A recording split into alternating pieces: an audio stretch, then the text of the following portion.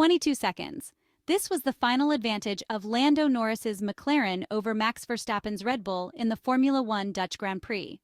A gap consistent with what was recorded at the Hungaroring circuit in Budapest, a track similar in type to the Dutch one, but much more significant this time, considering how in Hungary the world champions suffered from a not particularly happy strategy. At Zandvoort, however, Lando Norris and the MCL38 car displayed such a superior pace that they overturned yet another pole position wasted at the race start. With 9 rounds remaining in the current season, McLaren is absolutely a candidate for the World Championship, particularly the Constructors. Ferrari will play the role of a wild card in this chase, relying on the arrival of updates and more favorable tracks to insert itself into the fight at the top. What impressed at Zandvoort was the 0.7 per lap deficit that Verstappen suffered before the stop after losing the DRS tow from Norris. In the second stint, the British driver's average advantage settled at around 0.3 per lap, with the uncertainty of how much number 4 was actually pushing without significant pressure. However, it would be premature to generalize the overwhelming superiority of McLaren seen at Zandvoort. One cannot ignore how the Dutch track is among those that best highlight the qualities of the MCL38. Zandvoort, like Budapest and Barcelona, falls into the category of circuits characterized by long, medium-speed corners, which suit the characteristics of the McLaren car very well, as pointed out by team boss Andrea Stella already on Saturday, instilling confidence ahead of the trip to Brazil at the end of the year. One must also consider the unusual nature of the weekend, influenced by the wind and the actual dispute of only one dry, free practice session. The limited preparation time on track confirms the ease of setup of the McLaren, indicating a wide operating window and effective simulation tools. The 20 seconds at the finish line are therefore not solely due to the updates that arrived in the Netherlands, which nonetheless proved to be valid. Since last year's Austrian Grand Prix, McLaren has brought updates that have always worked immediately, as pointed out by Toto Wolff. The Zandvoort package and victory offer yet another confirmation of a team infallible in development, used to turn medium-slow corners from a weakness into a strength. This all instills further confidence in the upcoming updates expected by the end of the year, already announced by Andrea Stella. Never before has the world title appeared an achievable goal for McLaren, particularly the Constructors, but be careful not to consider it a walk in the park. Back in Woking, there is a clear awareness that in some areas Red Bull is still ahead, especially in terms of efficiency in low-drag configuration and incisiveness in high-speed corners.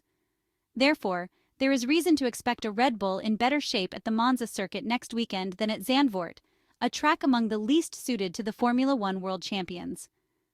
The RB20 single-seater does not stand out in either high downforce configuration or medium-slow corners, as highlighted in the Netherlands by the repeated complaints of the drivers in the double turn 9, 10. To defend the world title, however, a response in development will be needed to improve balance and widen the competitiveness range of the RB20. In the Netherlands, the Milton Keynes team conducted comparisons with some older floor specifications, only to race with the latest version, or at least one not earlier than that of Barcelona. The positive thing for the Austrian side is that now they understand what's happening in the car. Now it's all about how quickly they can solve the problems. But, according to Sergio Perez, the Red Bull technicians know what they are and what they are missing. For Red Bull, a race against time now begins to put Max Verstappen in a position to keep up with the McLaren cars even on less favorable tracks. In the Netherlands, Ferrari unexpectedly comes back to life in the race, a situation which was immediately evident from the pressure Charles Leclerc was able to exert on Oscar Piastri during the first stint of the Dutch Grand Prix. The closeness to McLaren opens the door for an undercut, perfectly exploited to gain 2 positions thanks to George Russell's slow stop. In the second part of the race, Ferrari continues to show notable pace, with the Monegasque driver initially slower than Max Verstappen, but then closing in towards the end, keeping the gap overall unchanged. Carlos Sainz's comeback is also positive, managing to overtake Sergio Perez's Red Bull RB20. The Reds confirm greater competitiveness in the race compared to the potential expressed in qualifying, this time accentuated by the difficulty in getting the tires up to temperature on a cold Zandvoort during the single lap, a recurring problem throughout the 2024 Formula One season. Carlos Sainz mentioned that the issue might not be the amount of fuel, but rather the tires, and how they are heated during qualifying, possibly to preserve them better for the race. The Spaniard also noted that they successfully kept the tires in good condition and managed them well while pushing hard, unlike others who faced more difficulties. The goal is to find a better compromise between Saturday and Sunday, despite the fact that Frederic Vasseur argues that the situation, although reversed, is more balanced compared to last year. The podium at the Zandvoort circuit is still a positive result for a Ferrari that continues to have one of its main gaps in medium, slow, long corners. The scenario should be different next month at Monza, Baku, and Singapore. The fact that Ferrari are better in short corners will help the Italian side, as anticipated by Frederic Vasseur, in view of the upcoming rounds of the 2024 Formula One Championship. In addition to seeing a theoretically revitalized Ferrari thanks to a more favorable track, the first aerodynamic update package since June should also arrive for the Italian Grand Prix next weekend. The developments will certify how much the prancing horse has clarified the origin of the bouncing problems suffered with the Barcelona floor.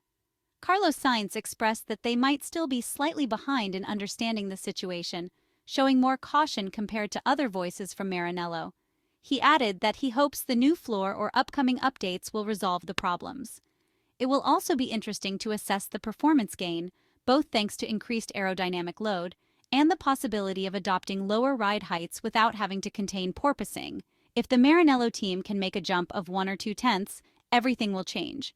But we also know that everyone is improving, as also pointed out by Fred Vasseur during the Zandvoort weekend. The leap that Ferrari will be able to express will also be relevant for the title fight.